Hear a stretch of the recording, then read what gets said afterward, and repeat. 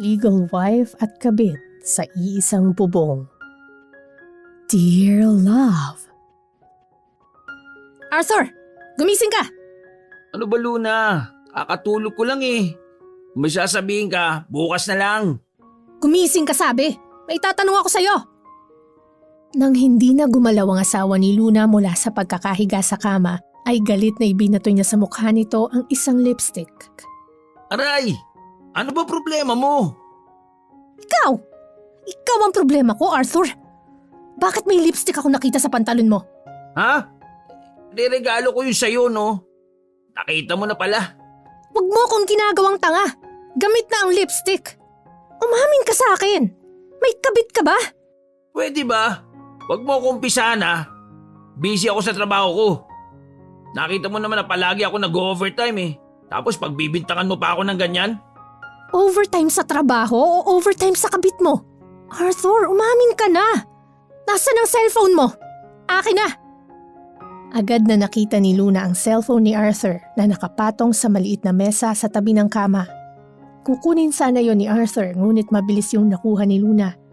Itinapat niya agad ang cellphone sa mukha ni Arthur kaya nag-unlock yon. Balik mo sa akin yan, Luna! Hindi porkit mag-asawa na tayo eh. May karapatan kang makialam ng cellphone ko. Respeto mo ang privacy ko ha. Sinubukang agawin ni Arthur ang cellphone kay Luna pero mabilis siyang tumakbo palabas ng kwarto. Pumasok siya sa banyo at nagkulong doon. Walang tigil ang pagkatok ni Arthur sa pinto ng banyo. Hindi yun pinansin ni Luna. Umupo siya sa toilet bowl at inumpisahang tingnan ang laman ng cellphone ng kanyang asawa. Nadurog ang puso ni Luna sa mga nakita niya sa cellphone ni Arthur. Tuluyan na siyang napahagulukol ng iyak. Nabasa niya ang pakikipagpalitan nito ng mahaharot na mensahe sa isang babae na ang pangalan ay Scarlett. Bukod pa ron, nakita niya rin ang mga litrato ni Arthur at Scarlett na magkasama sa iba't ibang lugar. Kung titignan ay ang saya-saya ng dalawa sa litratong yon. Ngunit ang mas lalong dumurog sa puso ni Luna ay nang mabasa niya ang mensahe ni Arthur kay Scarlett na handa siya nitong iwanan para kay Scarlett. Ang totoo, hindi naramdaman ni Luna na may ibang babae si Arthur. Perfect husband ang tingin niya rito. Masipag ito magtrabaho. Hindi siya nito sinusumbatan kahit pa nahihirapan siyang magbuntis. May problema ang matres ni Luna. Sa loob ng 4 na taon na pagiging mag-asawa ay ilang beses nang nabuntis si Luna. Ngunit palagi siyang nakukunan. Luna, kung ano mang makita mo sa cellphone ko, huwag mong seryosohin. Mahal na mahal kita. Binuksan ni Luna ang pinto at luhaang hinarap niya si Arthur. Ang kapal ng mukha mo sabihin na mahal mo ko? May mahal bang niloloko? Bakit mo nagawa sa akin to, Arthur? Hindi na ba ako naging mabuting asawa sa'yo? Dahil ba hindi ako makabuo ng anak? Ano? Sabihin mo sa akin! Dahil gusto ko magkaroon ng anak. Alam mo kung gaano ko kagusto magkaroon ng anak, Luna. Kaya hinanap mo sa iba ang kulang sa akin. Di sa ganon. Hindi ako seryoso kay Scarlett. Alam na Diyos yun. Kilabutan ka nga. Pati Diyos, dinadamay mo pa sa kasalanan mo. Lumuhod si Arthur at niyakap nito ang binti ni Luna. Akala mo ay isa itong maamong tupa na nagmamakaawa. Patawarin mo ako, Luna. Natukso lang ako. Pangako, titigil ako na si Scarlett. Huwag mo akong iiwalayan, please. Bitiwan mo ako! Nandidiri ako sa'yo! Inalis ni Luna ang pagkakayakap ni Arthur sa binti niya. Dire-diretso siyang nagtungo sa kwarto nila habang nakasunod si Arthur. Inilabas niya sa cabinet ang lahat ng damit niya. Kinuha niya ang isang maleta na nasa ilalim ng kama at inilagay ron ang kanyang mga damit. Anong ginagawa mo? Uuwi na ako sa amin. Hindi na kita kaya makasama. Parang awa mo na. Huwag kang aalis. Magagalit si Papa sa akin. Wala akong pakialam kahit patayin ako ng tatay mo. Yan lang palang iniisip mo kaya ayaw mo kong umalis? Mahal kita, Luna. Naging bingi si Luna sa boses ni Arthur. Ang tanging gusto niya ay makaalis na sa bahay na yon. Kung tutuusin, maganda ang buhay na ibinigay ni Arthur kay Luna. Galing sa hirap si Luna habang si Arthur ay sa isang may kayang pamilya. Alam ni Luna na takot si Arthur sa tatay nito dahil istrikto yon. Bago sila ikasal ay kinausap sila ng tatay ni Arthur. Ayon dito, kung hindi sila handa na harapin ang mga pagsubok na darating sa kanila, ay wag na silang magpakasal. Kapag daw nalaman nito na nasira ang pagsasama nila, ay tatanggalan nito ng karapatan si Arthur sa mga pwede nitong manahin. Good provider si Arthur. Palagi itong may regalo sa kanya, lalo na kapag mayroong espesyal na okasyon. Kahit minsan ay hindi naramdaman ni Luna na nanlamig ito sa kanya. Napagtanto niya na sadyang magaling magtago si Arthur. Nagpapakita ito ng labis na pagmamahal sa kanya upang hindi siya magkaroon ng hinala na meron itong ibang babae. Hindi na napigilan pa ni Arthur ang pag-alis ni Luna. Umuwi siya sa bahay ng nanay niya na si Loida kung saan kasama nitong nakatira ang pangalawa nitong asawa. Nagkaroon ng ibang lalaki ang nanay ni Luna at yon ang naging dahilan kung bakit hiniwalayan ito ng tatay niya. Umiiyak na ikinuwento ni Luna ang nangyari at ang dahilan kung bakit siya umalis sa bahay nila ni Arthur. Anak, hindi sa kinakampihan ko si Arthur. Pero kasal na kayong dalawa. Pinagsama na kayo ng simbahan. Hahayaan mo bang mangyari sa inyo nangyari sa amin ng tatay mo? Ano pong ibig niyong sabihin, Ma? Magpalamig ka muna. Mag-isip-isip ka. Ikaw ang legal wife, anak. Hahayaan mo bang maging masaya si Arthur at ang kabit niya? Ay sa ginawa mong pag-alis, binigyan mo sila ng pabor. Pero hindi ko na po kaya makasama si Arthur. Hindi na wala-wala sa isip ko yung mga nabasa at nakita ko sa cellphone niya. Nakababuyan nila ng kabit niya. Kaya nga ang sabi ko, mag-isip-isip ka. Pero pwede kang manatili rito hanggat gusto mo. Sa mga lumipas na araw ay walang ginawa si Luna kundi ang mag-isip sa kung ano ba ang magiging desisyon niya sa relasyon nila ni Arthur. Maraming beses na tumatawag si Arthur sa kanya, ngunit hindi niya yon sinasagot. Hanggang isang gabi, napanaginipan niya si Arthur na nakikipagtali kay Scarlett sa mismong kwarto nila. Labis na inisip ni Luna ang panaginip na yon. Natakot siya na baka magkaroon yon ng katotohanan. Natakot siya na baka isa rin yung pangitain na kapag hindi siya bumalik sa bahay nila ni Arthur, ay tuluyan ng palitan ni Scarlett ang pwesto niya sa buhay ng kanyang asawa. Dahil sa takot na yon ay nagdesisyon ng bumalik si Luna sa bahay nila ni Arthur. Ipinaalam niya kay Loida ang desisyon niya. Maganda't nakapag-isip ka na, anak. Tama kayo, Ma. Hindi ko dapat isuko si Arthur sa babaeng yun. Ako ang legal wife at hindi ako ang dapat na magparaya.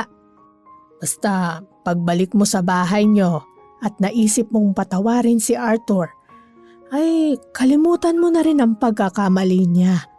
Lalo na kung makita mo na nagsisisi talaga siya at gumagawa ng paraan para bumawi.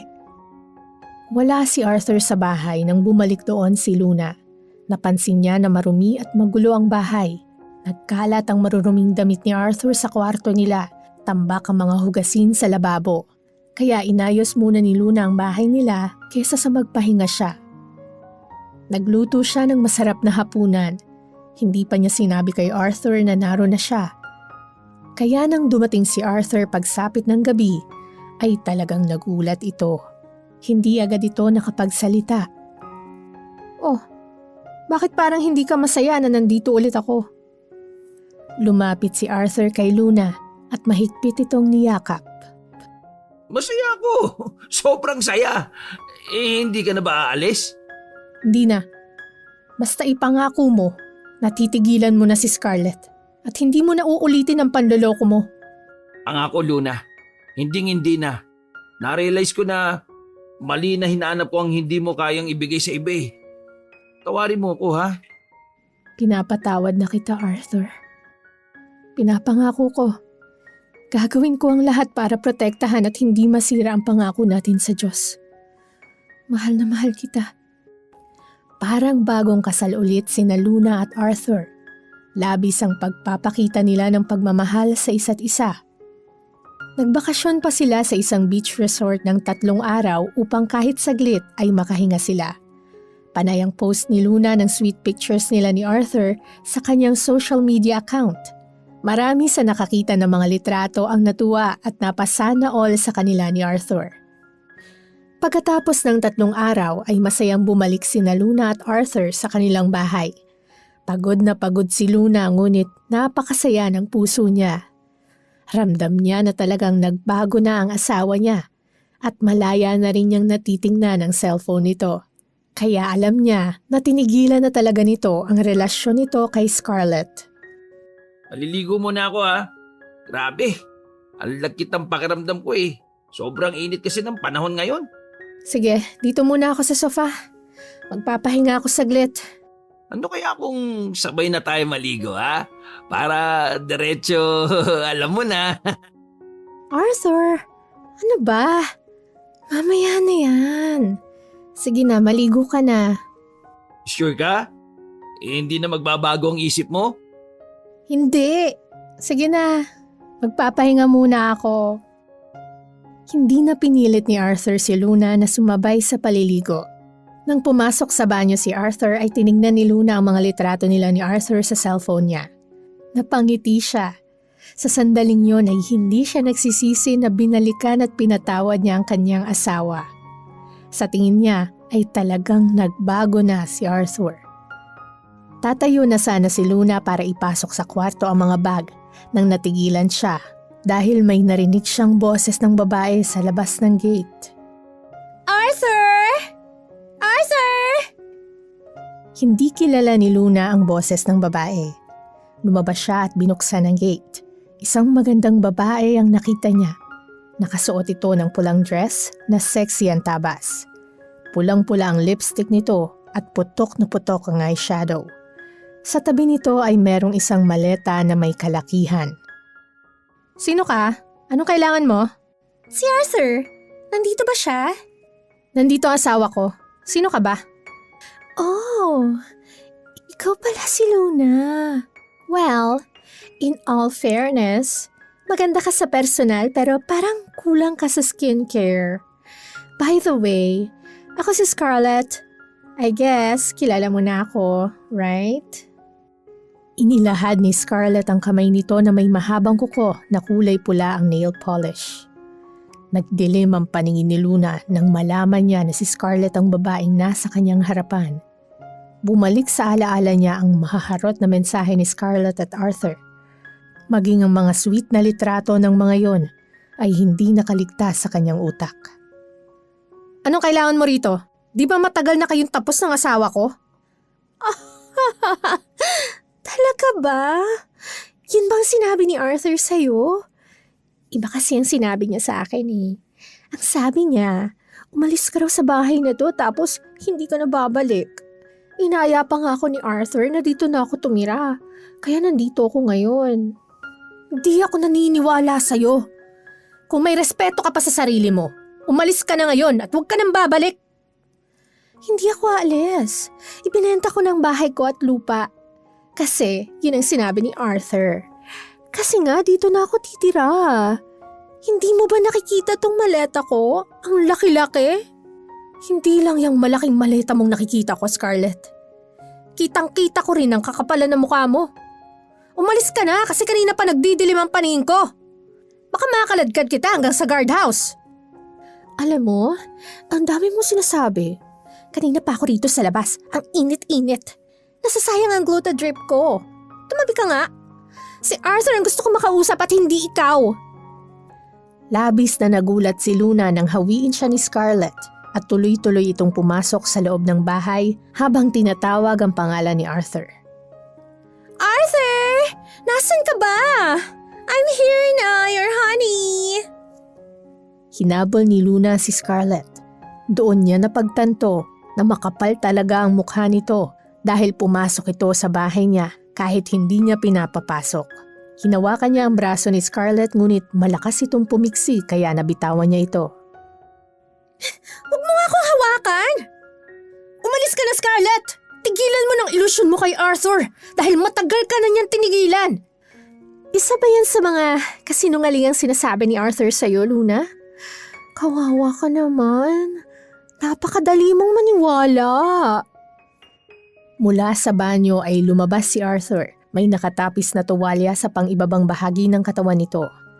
Kitang-kita ni Luna ang labis na gulat sa mukha ng asawa niya nang makita nito si Scarlett sa loob ng kanilang pamamahay. Arthur! Honey!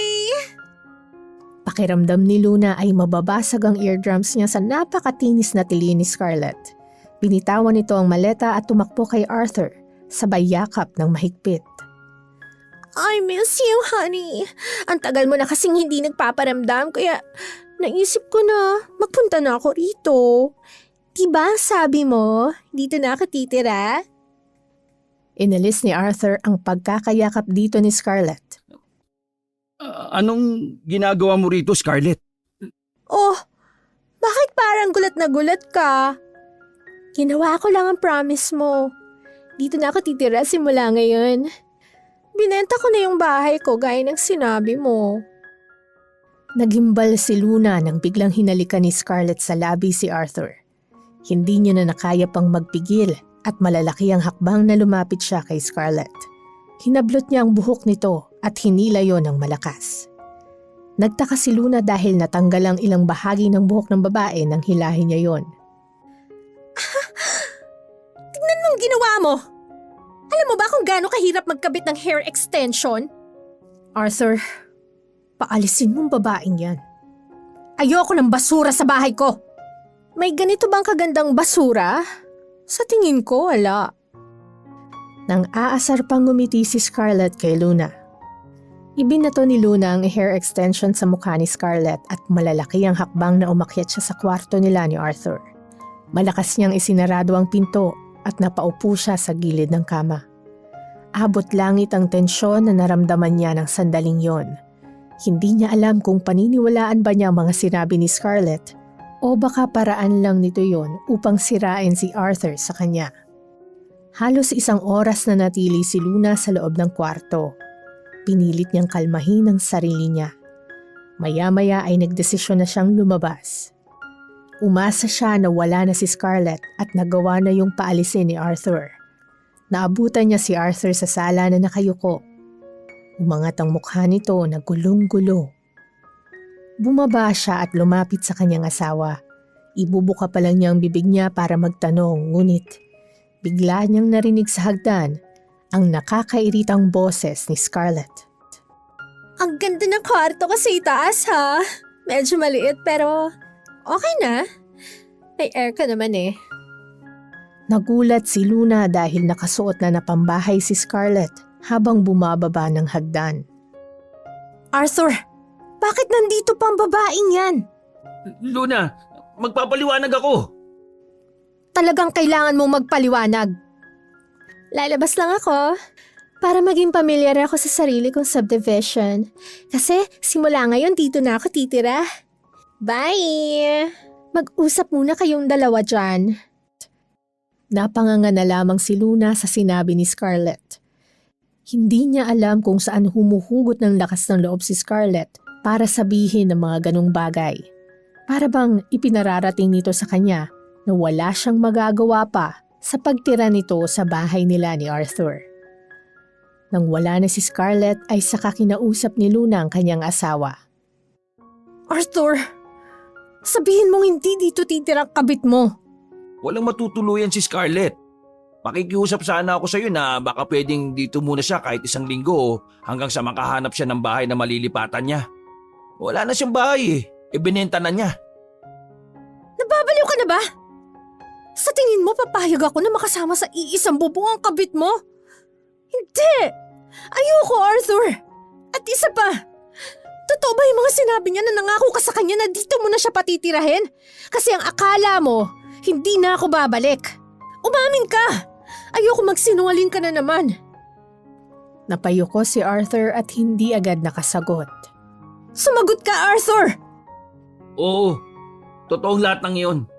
Ang akala ko kasi hindi ka na babalik eh. Pero bumalik ka.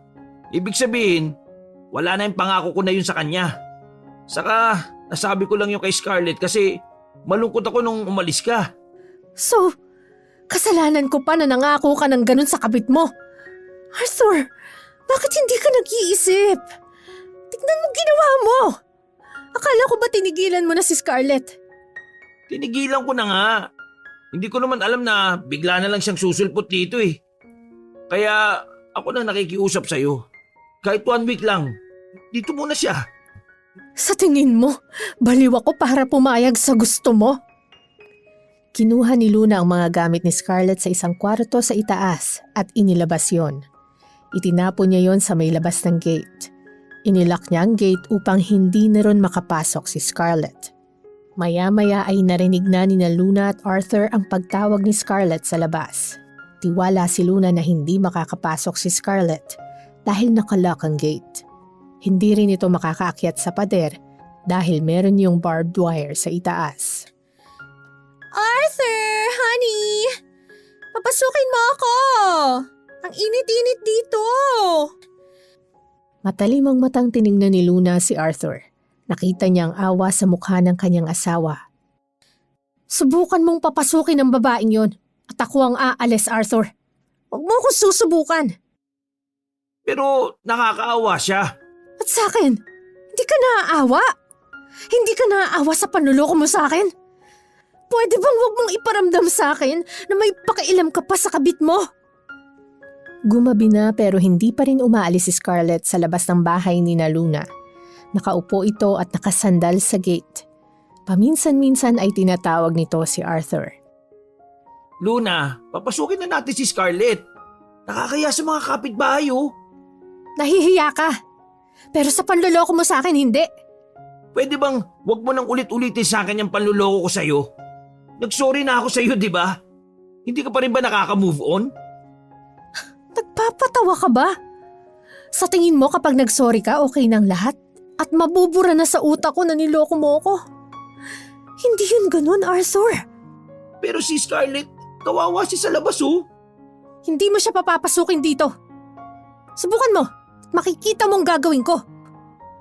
Pinanindigan ni Luna ang desisyon niya na hindi patirahin si Scarlett sa bahay nila ni Arthur kahit sabihin na 1 linggo lang. Hindi niya kayang makasama ang kabit ng asawa niya sa iisang bubong. Tiwala rin siya na susundin ni Arthur ang gusto niya. Kinaumagahan, nagising si Luna na ang akala niya ay umalis na si Scarlett. Sigurado siya na hindi yun nakatagal ng magdamag sa labas ng bahay. Ngunit laking gulat niya nang pagpunta niya sa kusina para magluto ng almusal ay naroon si Scarlett. Inunahan na siya nitong magluto at suot pa talaga nito ang apron niya. Good morning, Luna. Sorry, nakailam na ako sa kitchen mo ha. Ang ginagawa mo rito? Paano ka nakapasok? Ako ang nagpapasok sa kanya. Kaya huwag ka muna magwala, Luna. 1 week lang dito si Scarlett. Aalis din siya kapag nakahanap na siya ng matitirhan niya. Mula sa likod ni Luna ay nagsalita si Arthur. Umupo na ito sa hapagkainan na para bang normal na ang lahat ng nangyayari. At talagang sinuway mo ko. Magkaroon ka naman ng puso, Luna. Nilalamig na kagabi si Scarlett sa labas. Baka kung ano pang mangyari sa kanya ron eh. Ang caring mo talaga, Arthur. Anyway, nagprito ako ng eggs. Malasado yan. Kagaya ng palagi mong request sa akin dati. Ikaw, Luna, anong luto ng eggs ang gusto mo? Malasado o yung tostado? Arthur, sumunod ka sa akin sa kwarto, mag-uusap tayo. Nauna nang bumalik si Luna sa kwarto. Makalipas ang ilang sandali ay sumunod sa kanya si Arthur. Pinag-usapan nila ang tungkol kay Scarlett. Matigas pa rin ang pagtutol ni Luna sa gustong mangyari ni Arthur. Ngunit naging matigas din ang desisyon ni Arthur na pansamantala ay doon muna sa bahay nila si Scarlett. Bilang lalaki, hindi raw nito pwedeng hayaan si Scarlett sa labas ng bahay nila. Hindi makapaniwala si Luna sa mga sinabi ni Arthur. Sige, patirahin mong kabit mo rito. Pero aalis ako. Magsama kayong dalawa. Kung yan ang gusto mo, hindi kita pipigilan. Kumibit balikat si Arthur at lumabas na ito ng kwarto. Hindi maintindihan ni Luna kung bakit biglang naging malakas ang loob ni Arthur na patuloyin si Scarlett sa bahay nila. Dahil sa tingin niya ay wala nang balak pang palisin ni Arthur si Scarlett, ay naisipan niya ng mag-empake na. Siya na ang aalis at mag-a-adjust. Inilabas niya ang maleta niya at binuksan ang cabinet. Ngunit habang nag-empake siya ay bigla siyang natigilan. Bumalik sa alaala niya yung panaginip niya tungkol kina Scarlett at Arthur. Hindi malayong mangyari ang panaginip na yon kung aalis siya. Hindi ako dapat umalis. Bibigyan ko lang ng kalayaan sina Arthur at Scarlett. Matutuwa lang sila pag nawala ako sa bahay na to. Kung meron mang dapat umalis, si Scarlett yon at hindi ako. Isa-isang binalik ni Luna ang mga damit niya. Nag-ipon siya ng lakas ng loob at saka siya bumaba. Pinuntahan niya sina Arthur at Scarlett sa dining area. Nakaupo na si Arthur at Scarlett, sabay pang kumain ng dalawa na lalong nagpainit ng dugo niya, pero pinilit niyang kumalma. Kinuha niya ang pinggan ni Arthur. Hindi ka dapat kumakain ito. Luto to ng demonyita, Arthur. Hayaan mo nga ako magluto ng almusal nating dalawa. Itinapon ni Luna ang pagkain ni Arthur sa basurahan. Nagluto siya ng corned beef at itlog. Nag-toast siya ng tinapay. Ipinagtimpla niya ng kape si Arthur. At ang mga yon ay inihain niya sa asawa niya. Gumawa na rin siya ng para sa kanya. Nakita ni Luna ang inis sa mukha ni Scarlett dahil ito lang ang kumakain ng mga niluto nito. Scarlett, sa susunod, huwag kang nakikialam sa kusina ko. Bisita ka lang dito. Kaya wala kang karapatan na makialam sa mga gamit dito. Naintindihan mo ba? Hindi sumagot si Scarlett. Bagkus ay inirapan lang siya nito. Lihim na nagdiwang si Luna. Gagawin niya ang lahat para si Scarlett na mismo ang umalis sa bahay nila ng kanyang asawa. Bago pumasok si Arthur sa trabaho ay nagbilin ito kina Luna at Scarlett na huwag itong mag-aaway. Gustong matawa ni Luna sa sinabi ni Arthur. Pinagsama nito sa iisang bubong ang legal nitong asawa at ang kabit nito. Tapos umaasa ito na hindi sila magkakaroon ng pag-aaway ni Scarlett. Ngunit hanggat kaya ni Luna ay ayaw niya makipagpisikalan kay Scarlett dahil hindi siya pinalaki ng nanay niya ng ganon.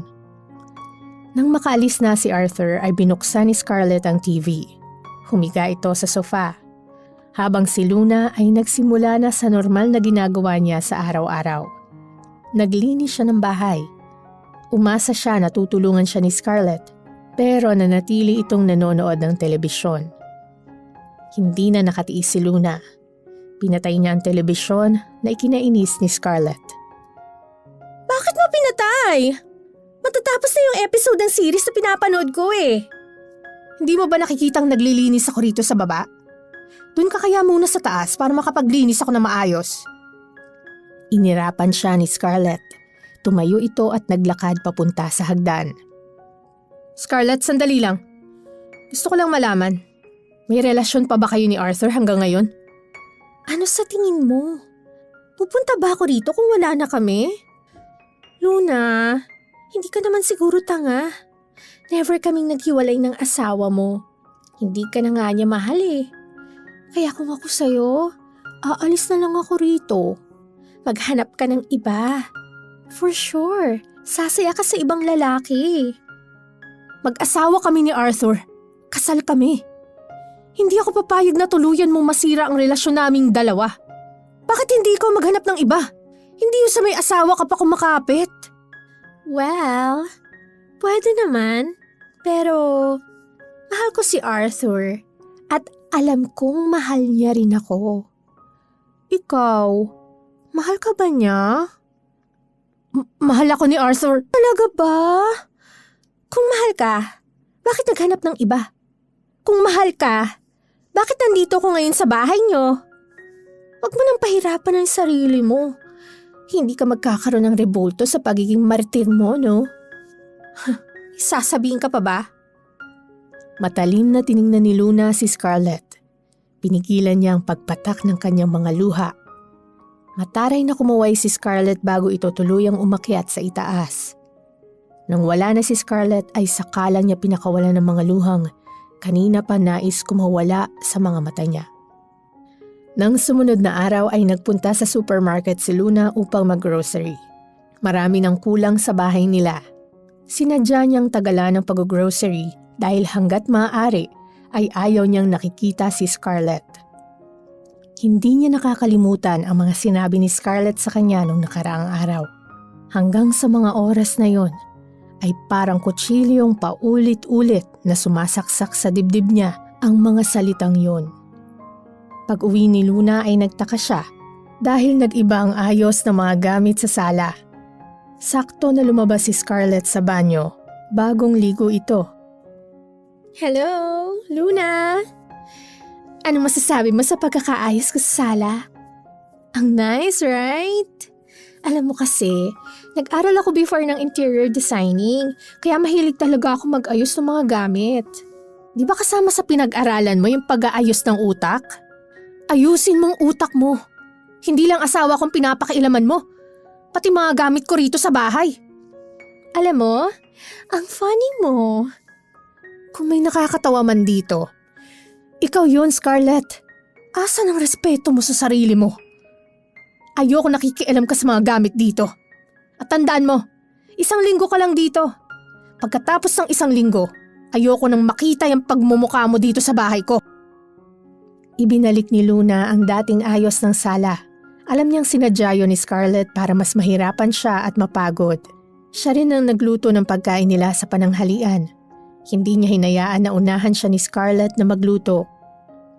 Madaling araw na, sa gitna ng pagtulog ni Luna ay bigla siyang nagising. Pakiramdam niya ay may kung anong boses ang bumulong sa kanya na kailangan niyang magising. Mula sa kadiliman ng kwarto ay kinapa niya si Arthur na katabi niya. Nagtaka siya at biglang kinabahan nang hindi niya nasumpungan ang kanyang asawa. Bumangon si Luna, binuksan niya ang ilaw ngunit wala talaga si Arthur sa kwarto. Tahimik siyang lumabas ng kwarto at sinek ang banyo at baka naroon si Arthur pero wala rin ito doon. Bumalik na siya sa itaas. Akmang bubuksan na niya ang pinto ng kwarto nila nang may maulinigan siyang ungol at halinghing na nagmumula sa kwartong ginagamit ni Scarlett. Lumakas ang kabog ng dibdib ni Luna. Naisipan niyang katukin ang kwarto ni Scarlett, ngunit pinigilan niya ang sarili. Habang mabigat ang dibdib niya ay matyaga siyang naghintay sa labas ng kwarto ni Scarlett. Panay ang dasal niya na sana ay mali siya nang iniisip. Hanggang sa bumuka na ang pinto ng kwarto ni Scarlett at lumabas si Arthur na walang suot na pang-itaas. Tanging pajama pants lang ang suot nito. Agad na bumakas ang gulat sa mukha ni Arthur at isinarado agad nito ang pinto kung saan ito lumabas. Luna, bakit gising ka na kagad? 3:00 pa lang na madaling araw ah. Bakit nasa kwarto ka ni Scarlett? Anong ginawa niyo? Nag-uusap lang kami. Nag-usap? Dinig na dinig ko rito yung ungol ng babaeng yun, Arthur. At talagang hinintay mo pa ako makatulog bago mo siya kausapin. Wala na ba talaga kayong kahihiyan? Sa bahay pa talaga natin kayo gumagawa ng kababuyan. Alam mo, puro ka kasi duda. Napahinto sa pagsasalita si Arthur nang bumukas ang pinto sa likod nito. Lumabas doon si Scarlett na may dalang brief. Arthur, honey. Nakalimutan mo yung brief mo. Oh, hi, Luna. Andyan ka pala. Tuluyan ang nagdilim ang paningin ni Luna. Hindi na niya kinaya na harap-harapan siyang niloloko ng 2 taong nasa harapan niya. Para siyang sinapian ng kung anong demonyo ng sandaling yon. Malandi ka! Malakas na hinawi ni Luna si Arthur. Sinugod niya ng mag-asawang sampal si Scarlett. Hinawakan niya ang ulo nito at malakas yung hinampas sa pinto. Nahihilong na pahiga si Scarlett. Hindi pa natapos si Luna. Inupuan niya sa ibabaw ni Scarlett at paulit-ulit niya itong pinagsasampal at sinabunutan. Napakalandi mong babae ka! Papatayin kita! Arthur! Tulungan mo ako! Naramdaman ni Luna ang paghawak ni Arthur sa bewang niya. Hinila siya nito palayo kay Scarlett at parang sako ng basura na ibinalibag siya nito sa dingding. Tumama ang likod niya sa matigas na dingding at naluluha siyang napatingin kay Arthur. Hindi makapaniwala si Luna sa ginawang pananakit ni Arthur sa kanya. Sa tagal nilang magkasama sa iisang bubong, ay yun ang unang beses na pisikal siya nitong sinaktan. Arthur, Hindi mo dapat sinaktan si Scarlett! Buntis siya! Narinig mo ba? Buntis si Scarlett! May pagturong sigaw ni Arthur kay Luna. Alam ni Luna na nadulas lang si Arthur dahil matapos nito yung sabihin ay bigla itong huminahon. Hindi ito nakatingin sa kanya habang tinutulungan nitong tumayo si Scarlett na pulang-pula ang pisngi dahil sa mga sampal na natanggap nito mula sa kanya. Akala mo ay pinagsabugan ng dinamita ang magulo nitong buhok. Marahang tumayo si Luna. Hindi pa rin siya makapaniwala sa nalaman niya mula sa kanyang asawa. buntis si Scarlett? Nabuntis mo siya? Oo, 3 months na siyang buntis. At ako ang ama. Yakap ni Arthur si Scarlett na para bang pinoprotektahan nito yon mula sa kanya. Kinabahan at natakot si Luna nang biglang dumaing si Scarlett ng pananakit ng tiyan. Arthur, ang sakit ng tiyan ko. Ang baby natin. Baka kung ano nang nangyari sa kanya. Okay, pupunta tayo ngayon sa ospital. Masamang tumingin si Arthur kay Luna. Kapag may nangyaring masama sa anak ko, ikaw ang sisisihin ko, Luna. Tandaan mo yan! Hindi ko alam na buntis siya. Binuhat na ni Arthur si Scarlett at lumabas na ito ng silid na yon. Maya-maya ay narinig niya na ang pagbuhay ng makina ng sasakyan nila at sinundan yon ng mabilis na pag-andar ng sasakyan. Naiwan si Luna sa kwartong yon ng nakatulala habang walang patid ang pag-agos ng luha sa kanyang magkabilang pisngi. Nasaktan siya na malaman niyang buntis si Scarlett at si Arthur ang ama. Napagtanto niya na bago pa magpunta si Scarlett sa bahay nila ay buntis na pala yun. Ngunit ang labis na nagpabahala sa kanya ay ang pananakit na nagawa niya kay Scarlett. Kung alam lang niya na buntis si Scarlett, ay hindi naman niya ito sasaktan ng ganong katindi. Hindi na nagawang makatulog ni Luna. Kinakabahan niyang hinintay ang pagbalik ni na Arthur at Scarlett sa sala. Halos 2 oras na nawala ang dalawa bago bumalik ang mga ito. Inaalalayan ni Arthur si Scarlett na parabang hirap na hirap humakbang ang babae. Napatayo si Luna mula sa pagkakaupo sa sofa upang salubungin sina Arthur. Kumusta? Anong sabi ng doktor? Magpasalamat ka dahil walang nangyari masama sa anak ko. Ikaw ang mapapatay ko kung sakali, Luna. Matalim ang tingin ni Arthur kay Luna. Sorry, hindi ko kasi alam na buntis si Scarlett. Nadala lang ako ng galit ko kanina. Arthur, gusto ko nang matulog. Nahihilo ko. Wala nang nagawa pa si Luna nang ihatid ni Arthur si Scarlett sa kwarto nito. Sinundan niya ang dalawa at ang akala niya ay lalabas din si Arthur sa kwarto ni Scarlett, ngunit hindi yun nangyari.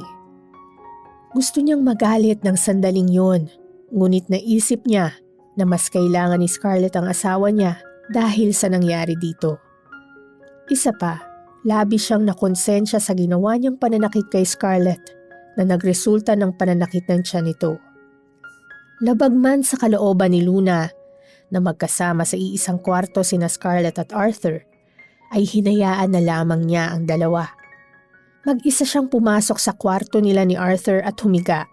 Hindi niya na napigilan ang sariling humagulgol. Sobrang sakit ng nararamdaman niya, ngunit alam niya na sa pagkakataon na yon ay kailangan niyang tiisin na kasama si Scarlett sa bahay na yon dahil dinadala nito ang anak ng kanyang asawa.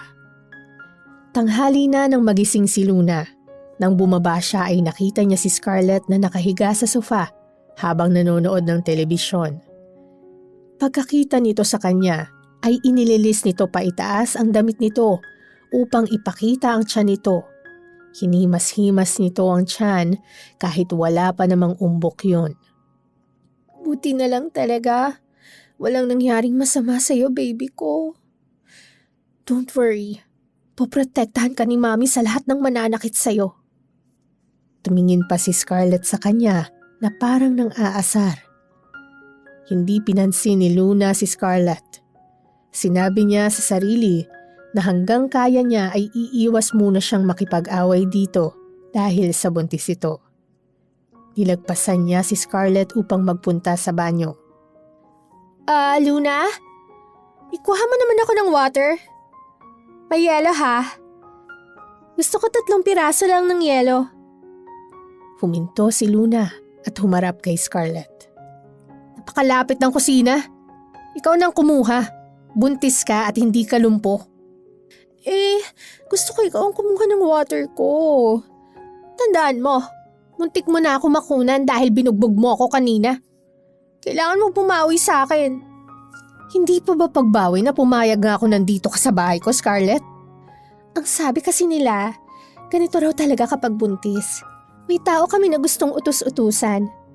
Ay, parang nagsisimula na yata ako maglihi. Ay, hindi ka nga pala makaka-relate kasi hindi ka nakabuo ng baby. Ay, nasabi sa akin yun ni Arthur dati. Tumiim ang bagang ni Luna. Gusto niya nang kumuha ng 2x2 upang paulit-ulit na hampasin ng binti ni Scarlett para tuluyan na itong malumpo. Pero pinigilan niya ang sarili. Sinunod na lamang niya ang utos nito.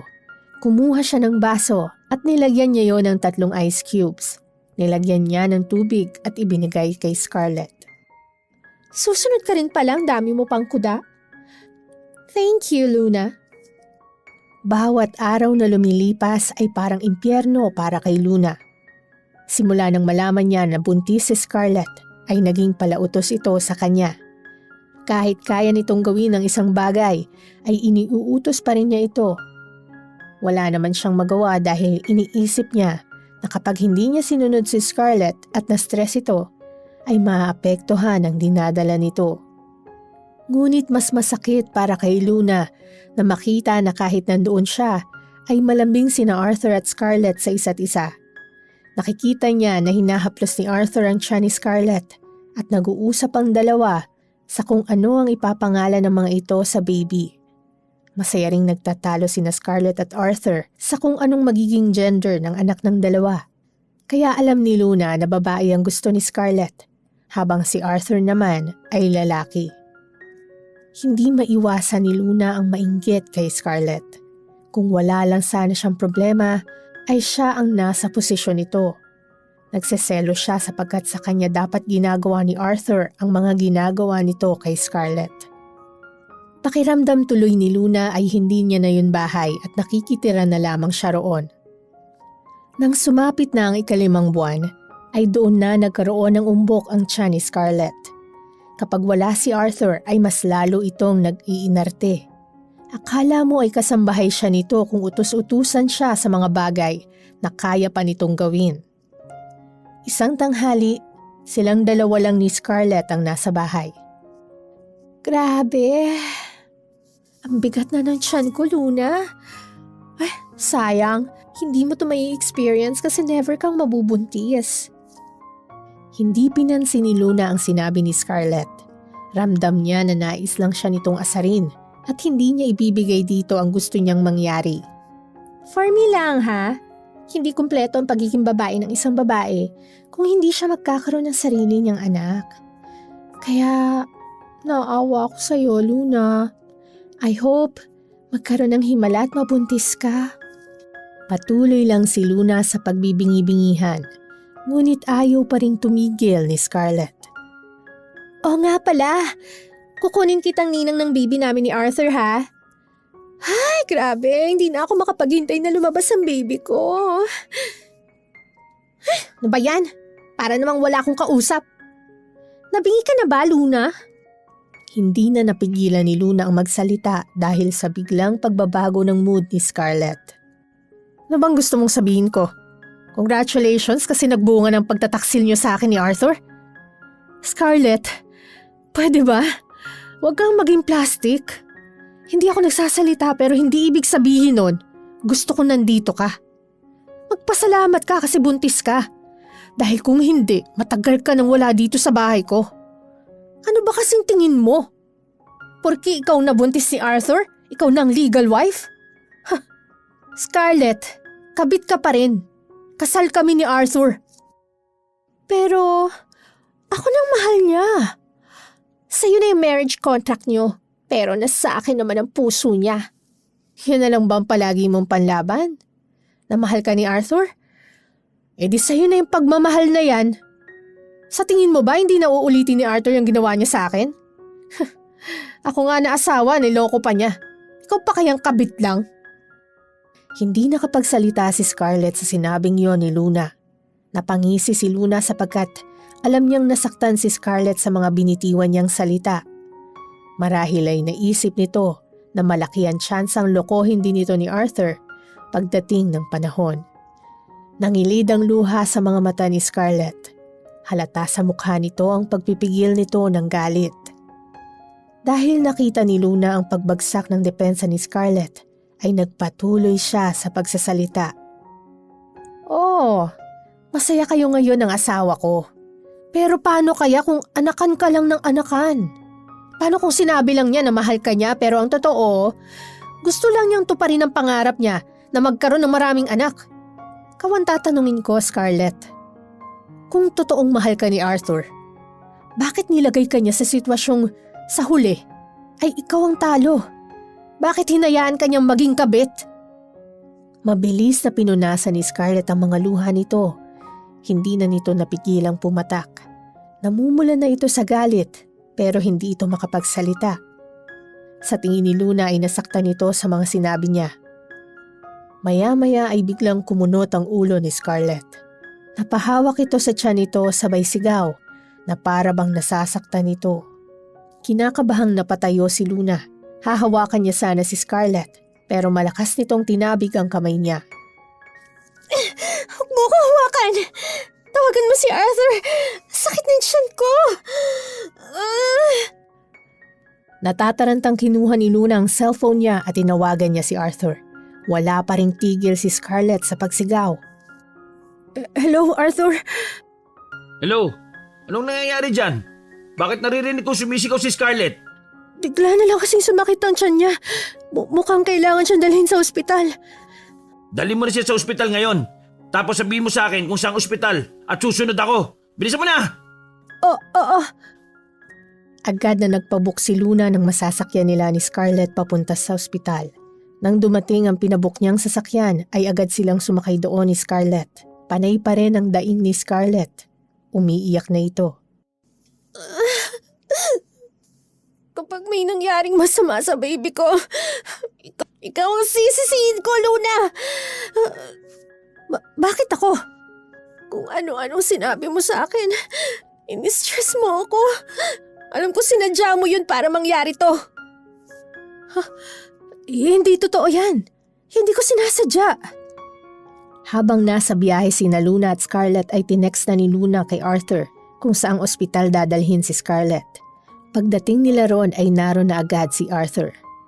Sa oras na tinitingnan ng doktor si Scarlett ay nasa waiting area sina Luna at Arthur. Hindi makatingin ng diretso si Luna kay Arthur dahil masama ang tingin nito sa kanya. Ano na naman ba nangyari habang wala ako? Nagkaroon kami ng sagutan ni Scarlett. Siyang nanguna, Arthur.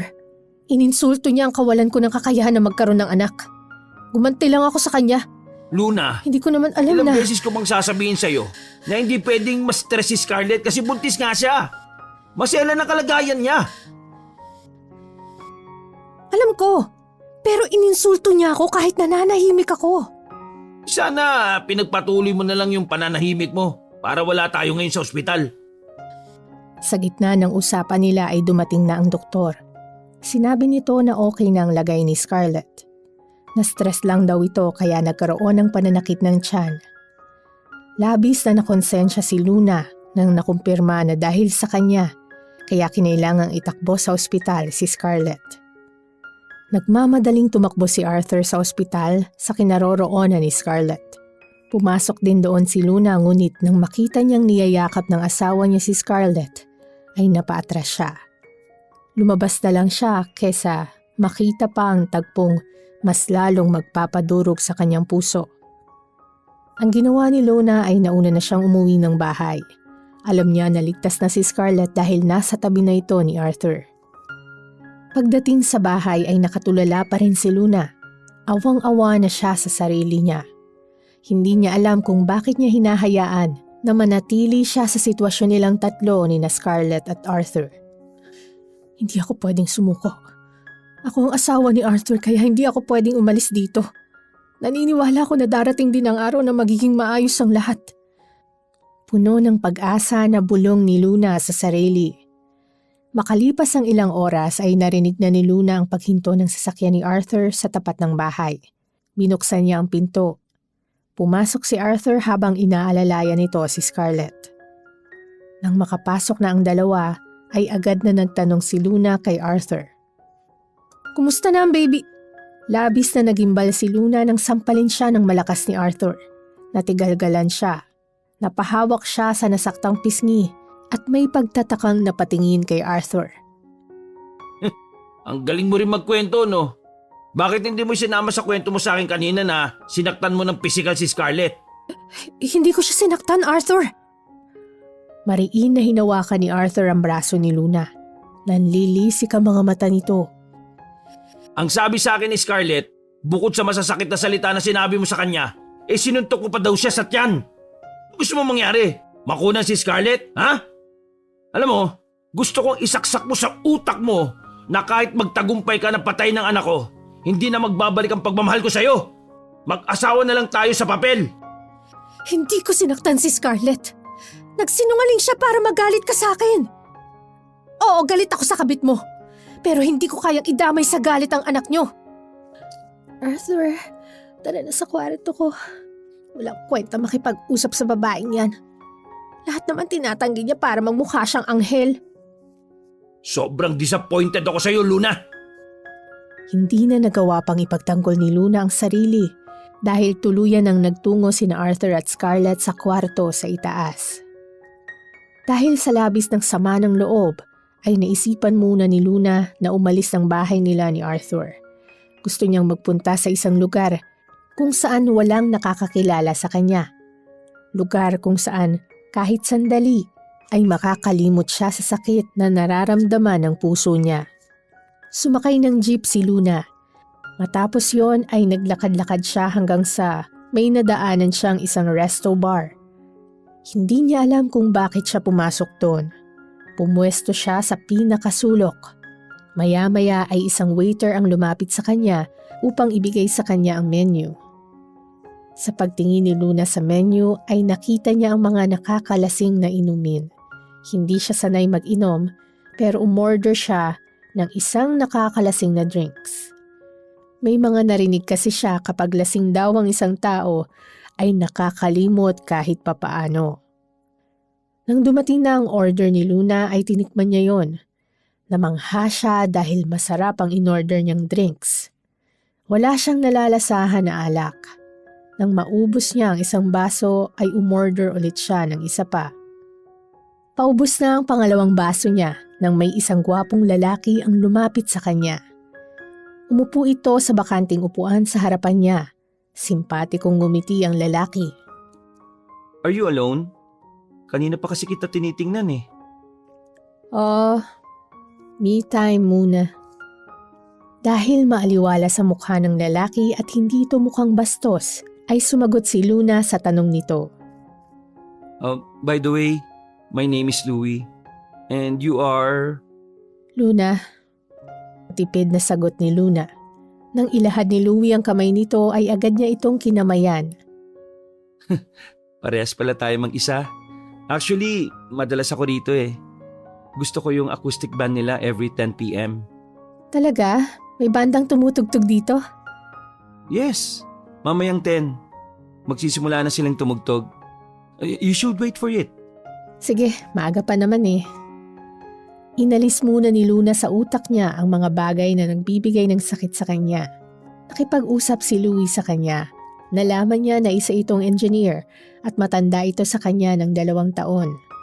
Napaka-friendly ng approach ni Louie kay Luna kaya walang nakita si Luna na mali sa pakikipag-usap sa isang estranghero. Nasa pang-4 na baso na si Luna nang nagustuhan niyang inumin. Hindi niya pa rin nararamdaman ang pagtama ng alak. Ngunit inuunti-unti na lamang niya ang pag-inom. Maya-maya ay nagsimula ng tumugtog ang tinutukoy ni Louie na acoustic band. Nakipag-jamming pa si Louie kaya nalaman niya na magaling itong kumanta. Nang bumalik ito sa upuan ay masaya niya itong pinalakpakan. Hindi mo sinabi na bukod sa pagiging engineer ay singer ka rin. Ang ganda ng boses mo. Singer ka ba? Well, not professionally. Hobby ko lang ang pagkanta. By the way, I have a question. Are you single? Kasal na ako. Ipinakita ni Luna kay Louie ang wedding ring na suot niya. Hindi siya sigurado ngunit may nakita siyang panghihinayang sa mukha ni Louie nang sabihin niyang kasal na siya. Buti pinapayagan ka ng asawa mo na lumabas at magpunta sa ganitong lugar. Hindi siya mahigpit sa akin. May kalayaan pa rin kaming gawin ang mga ginagawa namin bago pa kami maging mag-asawa. Pagsisinungaling ni Luna. Hindi niya kayang sabihin kay Louie ang totoo niyang pinagdadaanan kahit pa sabihin na isa lamang itong estranghero. Well, that's good to hear. Anyway, mukhang lasing ka na. Namumungay na mga mata mo eh. Ako? Lasing? Di pa ako lasing, Louie. Wala nga yatang alak tong ino-order ko kanina pa. Sandali lang pupunta lang ako sa restroom. Nang tumayo si Luna ay doon niya naramdaman ang epekto ng alak. Umikot ang paningin niya. Gumewang siya at muntik pa siyang matumba. Mabuti na lang at nagawa niyang makahawak sa sandalan ng upuan. Mabilis na lumapit si Louie kay Luna. Masuyo niya itong inalalayan. See? Lasing ka na talaga. Kaninang nakaupo ako, okay naman ako. May mga ganyang alak talaga eh. Halika, aalalayan kita hanggang sa restroom. Hinayaan ni Luna na alalayan siya ni Louie hanggang sa maihatid siya nito sa restroom. Makalipas ang ilang minuto ay lumabas na si Luna at nasa labas pa rin ng restroom si Louie. Bakit? Hinihintay mo pa ako rito? Baka kasi matumba ka sa paglalakad mo pabalik sa table natin eh. Kailangan ko nang umuwi, Louie. Maraming salamat sa time mo. Nagbayad na si Luna ng mga ininom niya, ngunit ayon sa waiter ay bayad na ang mga in-order niya. Binayaran na raw ng owner ng bar. Hindi makapaniwalang napatingin si Luna kay Louie. Huwag mong sabihin sa'yong bar na to. Sa akin nga. Bakit hindi mo sinabi? Baka kasi mayabangan ka sa akin eh. Hindi naman. Nakaka-amaze nga kasi sa edad mong yan, may ganito ka ng business. Tapos engineer ka pa. Nahiya si Luna kaya sinabi niya na magbabayad siya. Ngunit tumanggi si Louie. Natuwa raw ito sa kwentuhan nila kaya yun na lang ang parang bayad dito ni Luna. Nagpaalam na si Luna kay Louie. Pinilit niyang maglakad kahit ramdam niya ang labis na pagkalasing. Pagdating sa labas ay naghintay siya ng masasakyan taxi. Wala na kasi siyang internet data kaya hindi na siya makapag-book ng masasakyan niya pauwi. Inabot na ng halos kalahating oras ang paghihintay ni Luna, ngunit wala pa ring dumadaan na taxi. Hanggang sa isang itim na kotse ang huminto sa harapan niya. Natakot siya. Ang inisip niya ay kidnapper yon, ngunit naglaho ang takot niya nang bumaba ang bintana sa may driver seat at nakita niya na si Louie pala ang driver nun. Sakay na. Ihatid na kita sa bahay mo. Nako, hindi na. Nakakahiya na talaga. Ilibre mo na nga ako kanina tapos magpapahatid pa ako. I insist. Ihatid na kita. Kanina ka pa dyan eh. Dahil sa pamimilit ni Louie ay sumakay na si Luna sa kotse nito. Umaambon na rin at baka lumakas yun. Muling nagpasalamat si Luna sa kabutihang loob ni Louie. Tinanong ni Louie kung saan siya nito ihahatid. Sasabihin niya sana ang address ng bahay nila ni Arthur, ngunit naisip niya na hindi pa niya kayang umuwi ron. Kaya ang sinabi niyang address kay Louie ay sa bahay ng nanay niya. Hinayaan lang ni Louie ang pananahimik ni Luna sa buong biyahe. Dahil sa kalasingan ay hindi na namalaya ni Luna na nakatulog na pala siya. Nagising si Luna sa mahihinang tapik sa pisngi niya. Sa pagdilat niya sa kanyang mga mata, ang mukha ni Louie ang bumungad sa kanya. Yan na ba ang bahay niyo? Oo, pasensya ka na. Nakatulog ako. Okay lang. Sige, bababa na ako. Maraming salamat ulit, Louie. Luna, sandali. Bakit? Hindi nakagalaw si Luna nang haplusin ni Louie ang pisngi niya. Maya-maya ay unti-unting lumapit ang mukha ni Louie sa mukha niya. Alam niyang nais siyang halikan ng lalaki kaya iniiwas niya ang labi niya rito.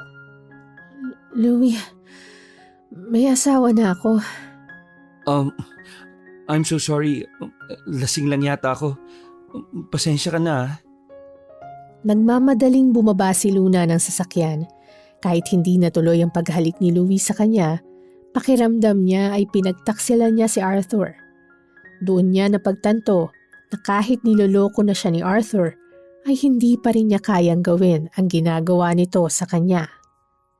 Sa pagandar ng sasakyan ni Louie palayo, ay sakalang kumatok ng pinto sa bahay ng nanay niya si Luna. Nagulat si Lloyda nang makita siya. Luna, gabing-gabi na. Anong ginagawa mo rito? Pwede bang dito muna ako matulog ngayong gabi? Amoy alak ka. Lasing ka. Bakit ka naglasing? May problema ka ba? Ang dami niyo naman pong tanong. Pwede po bang papasukin niyo muna ako? Pumasok si Luna. Umupo siya sa sofa dahil pakiramdam niya ay babagsak na siya. Nang tumabi si Lloyda sa kanya, ay hindi na napigilan ni Luna ang mapahagulgol ng iyak. Yumakap siya na parang bata sa nanay niya. Hinaplos ni Lloyda ang likod niya at hinayaan lang siya nitong ilabas sa mga luha niya. Matapos umiyak ay saka nagtanong ang nanay ni Luna sa kanya kung ano ang nangyayari. Sinabi ni Luna kay Lloyda ang lahat at labis itong nasaktan para sa kanya. Wala kasi itong kaalam-alam sa nangyari sa kanila ni Arthur dahil nais na niyang protektahan ang imahe ni Arthur sa nanay niya. Ngunit ng sandaling yon ay hindi niya nakinaya. Alam niya na kailangan niya ng mapagsasabihan ng pinagdadaanan niya. Ang kapal naman ng mukha ng asawa mo at ang kabig niya. Ako, samahan mo ako rin bukas at pag-uuntugin ko ang ulo nilang dalawa. Wag na ma, hayaan mo na ako magbigay ng solusyon sa problema ko. Sinabi ko lang sa inyo kasi hindi ko na kayang kimkimin ang lahat.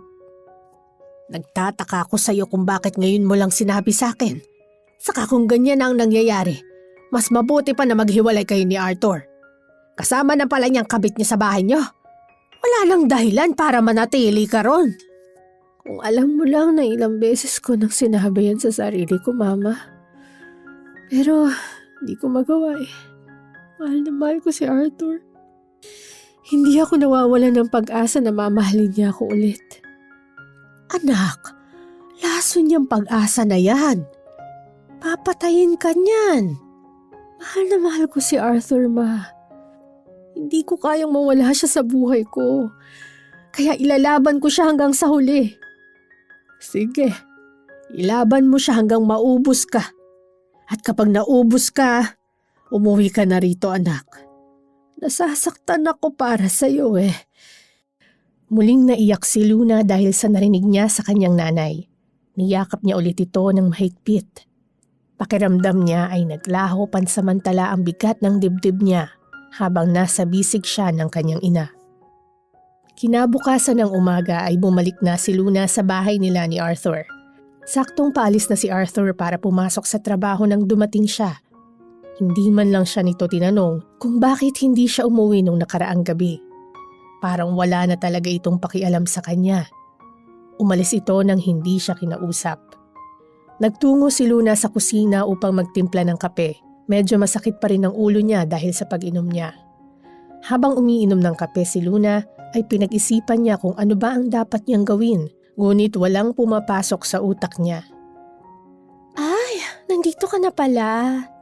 Akala namin ni Arthur naglayas ka na eh. Yung tipong hindi ka na talaga babalik dito.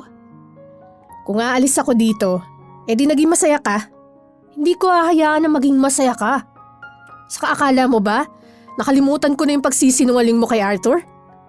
Alam mo hindi ko sinuntok yan tiyan mo.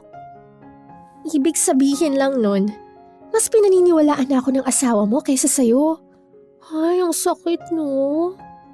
Bukod kasi sa pag-ahas ng asawa ng iba, talent mo na yan, Scarlett. Magaling ka kasing mangmanipula. Kaya kahit hindi totoo, napapalabas mong totoo. Thanks. Well, alam mo ba na sobrang saya namin ni Arthur kagabi kasi wala ka? Tumingin ka sa paligid mo. Lahat ng parte ng bahay na to. Natantusan na namin ni Arthur. Extra careful nga lang kami kasi alam mo na, buntis ako. Ganun ba? Nakaka-proud ba na ipaalam pa yan sa akin?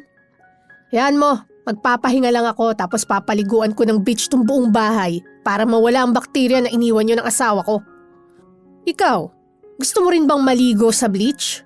Baka sakaling pumuti pa yung budhi mo. Talagang sumasagot ka pa rin sa akin pagkatapos ng mga nangyari, no? Ano kaya kung magpanggap ulit akong sumasakit ang tiyan tapos sabihin ko kay Arthur na sinaktan mo ko? Oops, nadulas ako. Naningkit ang mga mata ni Luna sa nalaman niya. Tunay ngang napakahusay umarte ni Scarlett. Hindi lang si Arthur ang napaniwala nito, kundi maging siya. Ang buong akala pa naman niya ay may kasalanan siya sa pagsakit ng tiyan nito. Yun naman pala ay wala dahil umaarte lang ito. Baliw ka na, Scarlett. Talaga? Sa totoo lang, hindi ko alam kung ano pang ginagawa mo rito, Luna. Hindi mo ba nakikita na hindi ka na kailangan sa bahay na to? Hindi ka na kailangan ni Arthur. Hindi ako aalis dito. Ikaw ang dapat umalis. Eddie, magtiis ka na kasama ako sa bahay na to. Kasi hindi ako aalis dito. Alam ni Luna na nag-aaksaya na lang siya ng oras sa pakikipag-usap kay Scarlett, kaya inubos na niya ang kape niya at pumasok sa kwarto. Gusto niyang umiyak ngunit pinigilan niya ang sarili. Hindi na dapat siya magpakita ng kahinaan. Kung nais niyang makuha muli ang pag-ibig ni Arthur, kailangan ay maging matatag siya. Kailangang ipakita at iparamdam niya kay Scarlett na mas angat pa rin siya rito. Malakas ang loob ni Luna na kaya lang pumabor si Arthur kay Scarlett dahil magkakaroon ito ng anak sa babaeng yon. Pero ang totoo, siya pa rin ang mahal ng kanyang asawa. Isang plano ang naisip ni Luna at yon ay ang ipakita kay Arthur na kahit hindi niya ito kayang bigyan ng anak, ay siya pa rin ang karapat-dapat dito. Inisip muna niya na wala sa bahay si Scarlett. Itinuring niya ito na parang isang hangin. Nang makita niyang nagluluto ng sinigang na bangus si Scarlett para sa hapunan, ay nagluto siya ng sinigang na baboy. Napataas ng kilay si Scarlett sa kanya nang makita nito ang niluluto niya. Pagdating ni Arthur ay inihain ni Luna at Scarlett ang magkaibang version ng sinigang na kanilang niluto. Arthur, tikman mo tong sinigang na baboy. Alam kong ito ang paborito mo. Inilagay ni Luna ang isang mangkok ng sinigang na baboy sa harapan ni Arthur. Ngunit tinabig yon ni Scarlett at pilit nitong inilagay ang niluto nitong sinigang na bangus sa harapan ni Arthur. Mas masarap tong sinigang na bangus. Mas healthy. Matalim na nagkatinginan sina Luna at Scarlett. Okay. Parehas kong uulamin yung niluto ninyo. Mukhang mag-aaway pa kayong dalawa eh. Unang tinikman ni Arthur ang luto ni Luna at ayon dito ay masarap. Nang tikman naman ito ang sinigang ni Scarlett, ay pumapalakpak ito. Grabe! Sabaw pa lang, ang sarap na! Talaga ba, honey? Kasing sarap ba ng sabaw ko? Humahagik-gik si Scarlett. Itong sinigang ni Scarlett na lang ang uulamin ko. Yung niluto mo, Luna, Tabi mo na lang yan para meron tayong ulam sa susunod na araw. Nasaktan si Luna sa pagpili ni Arthur sa luto ni Scarlett, ngunit hindi niya yon ipinakita. Bagkus ay matamis pa siyang ngumiti kay Arthur. Habang kumakain si Arthur ay bigla itong naubo at nasamid. Yun pala ay natinik ang lalamunan nito sa tinik ng bangus. Agad na inabutan ng tubig ni Scarlett si Arthur hanggang sa nawala na ang tinik. Hindi mo ba inalisan ng tinik yung bangus, Scarlett? Hindi na. Hindi kasi ako marunong. Ikaw ba bumili nun? Oo, kanina sa palengke. Pwede naman kasing paalisan ng tinik sa palengke ang bangus. Kapag nagluluto ako ng ganyan, pinapaalis ko ang tinik kasi alam kong mabilis matinik si Arthur. Ito na lang ang ulamin mo.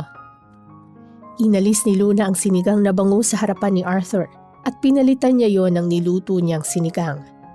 Sinamantala niya ang pagkakataon upang pagselosin si Scarlett. Tumayo si Luna at lumapit kay Arthur. Hinimas-himas niya ang leeg nito. Masakit pa ba? Medyo, pero okay na. Salamat. Nakangising tumingin si Luna kay Scarlett at may kasiyahan siyang naramdaman nang makita niyang hindi maipintang mukha ni Scarlett. Baka sa mukha nito ang labis na pagsiselos. Isang gabi, hindi makatulog si Luna dahil alam niyang hindi pa nakakauwi si Arthur. Biyernes kaya malaki ang tsansang lumabas ito kasama ang mga kaibigan o katrabaho nito. Nasa sala siya habang panay ang check sa cellphone. Umaasa siya na mag-a-update si Arthur sa kanya kahit matagal na nitong hindi yon ginagawa. Alauna na ng madaling araw nang dumating si Arthur. Kagaya ng inasahan niya ay lasing na lasing ito. Gumigewang ito sa paglalakad kaya inalalayan niya ito na makapunta sa kwarto nila. Matapos nitong humiga sa kama ay hinubad niya ang sapatos at medyas ni Arthur.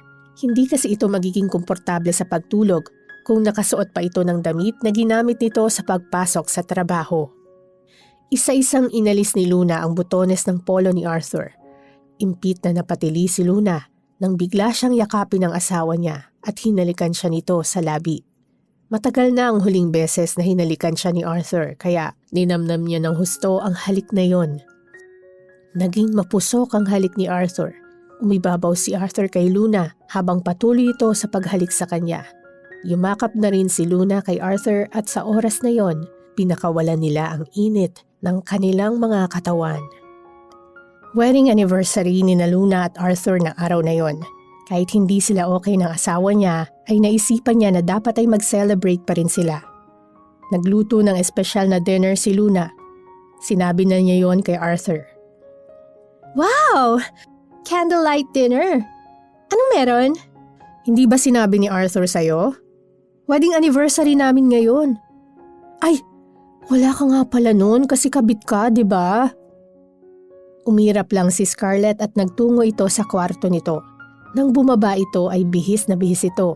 Naisip ni Luna na baka mas pinili ni Scarlett na umalis muna upang hindi makita ang romantic dinner nila ni Arthur. Pagsapit ng 8:00 ng gabi ay inasahan ni Luna ang pagdating ni Arthur, ngunit hindi yon nangyari. Naghintay pa siya ng 1 oras, ngunit hindi pa rin dumating ang asawa niya. Sa pagkakataon na yon ay tinext na ni Luna si Arthur kung nasaan ito. Sinubukan niya itong tawagan pero hindi ito sumasagot. Naisipan niyang i-check ang social media account ni Arthur pero wala itong update. Hanggang kay Scarlett naman ang tiningnan niya.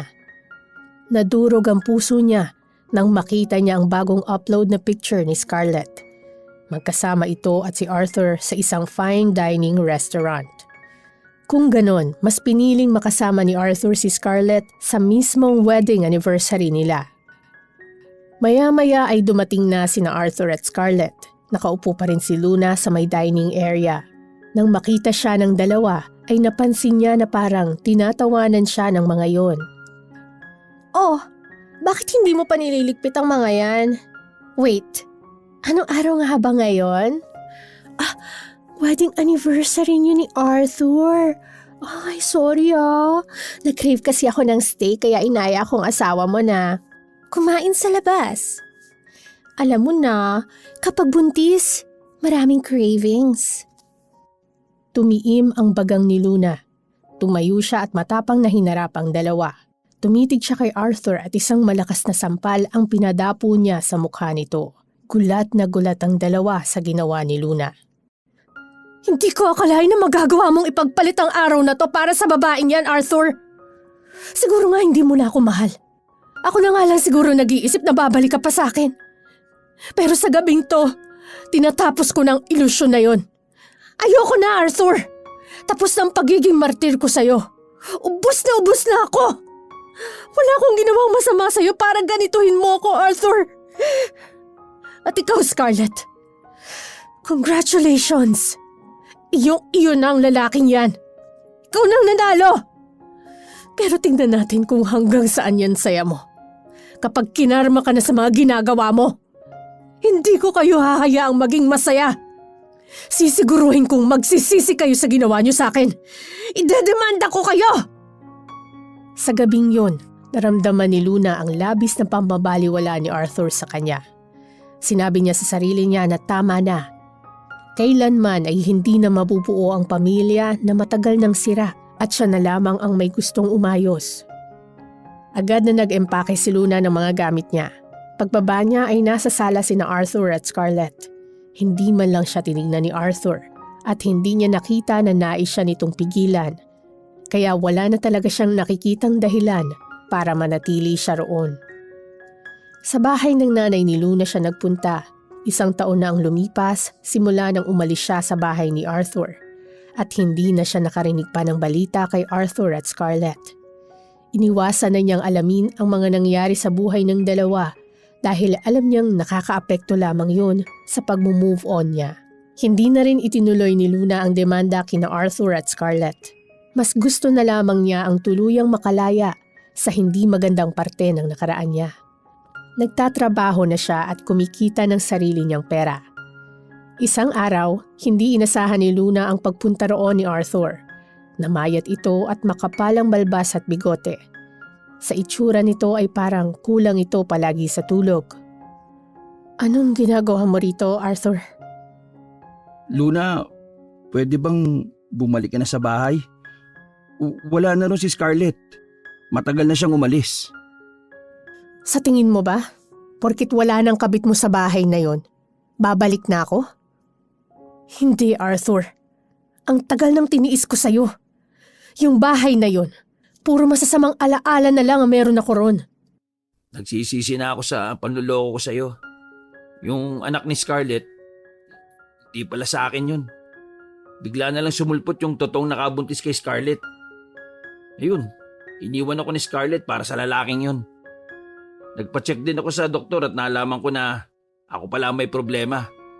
Kaya sobrang imposible talaga na makabuo tayo o kahit kami ni Scarlett. May mabubuo pero hindi tumatagal. Kinalulungkot ko mga nangyari sa'yo. Pero wala na talaga. At sana gawan mo ko ng pabor. Kapag naayos na ang annulment papers natin, sana'y makipag-ooperate ka, Arthur. Kahit yun na lang ang gawin mong pagbawi sa akin. Luna, sana patawarin mo ko. Pinatawad na kita. Pero hindi ibig sabihin nun na kailangan kitang tanggapin ulit sa buhay ko. Ngayon ko lang natutuhan kung paano mahalin ang sarili ko. At sa pagkakataong to, pipiliin ko ang aking sarili. Wala nang nagawa pa si Arthur at umalis na lang ito na bagsak ang balikat. Matapos ang lahat ng paghihirap, pagtitiis at sakripisyo, unti-unting natutuhan ni Luna na pahalagahan ang kanyang sarili. Sa kabila ng mga pagsubok at sakit na kanyang dinanas, natutuhan niyang magpatawad. Ngunit hindi siya bumalik sa nakaraan. Hanggang doon na lamang ang kwento nila ni Arthur na nagsimulang masaya at natapos sa masakit. Ngunit isang pangyayari na puno ng aral sa buhay.